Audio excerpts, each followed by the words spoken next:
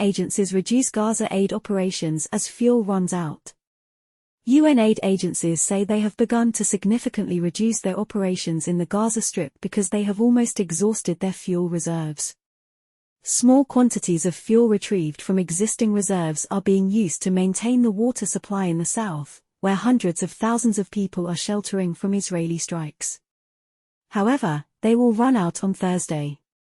The agencies say they have reduced their support for overwhelmed hospitals and bakeries feeding the displaced. What we are seeing in the Gaza Strip is unprecedented, Juliet Toomer of the UN Agency for Palestinian Refugees. 2 million people are being strangled. Gaza is being choked with very, very little assistance that is coming from outside.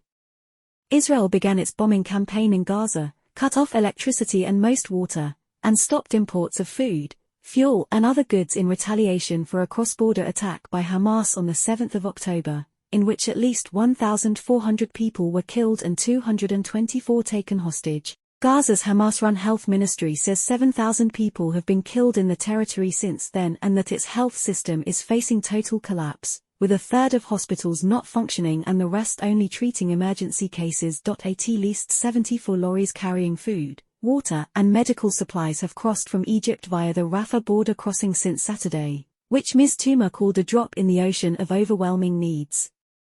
About 500 lorries were allowed into Gaza every day before the start of the war. Israel refuses to allow deliveries of fuel because it says it could be used for military purposes by Hamas, which it classes as a terrorist organization, as do the UK, US and other powers. But Ms. Toomer said UNRWA urgently needed fuel if it was to continue to serve as a lifeline for the 629,000 displaced people taking refuge inside its facilities. Most fled homes in the north of Gaza after being told by the Israeli military to leave for their own safety. We're the largest humanitarian organization and we are on the verge of stopping operations. We are being banned from undertaking the mandate that was entrusted to us by the UN General Assembly. All we're asking to do is to be able to do our work, she added.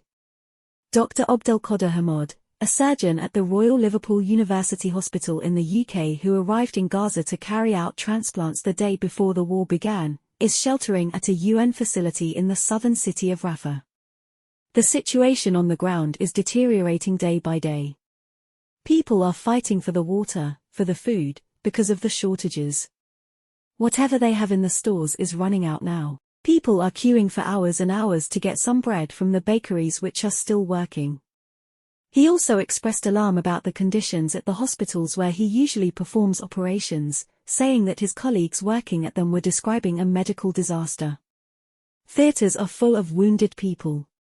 They have to make very difficult decisions about who they treat because they cannot cope with the sheer number of wounded people coming, he said.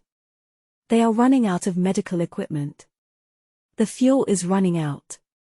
Thanks for watch World News with Mkar. Hit that subscription button below.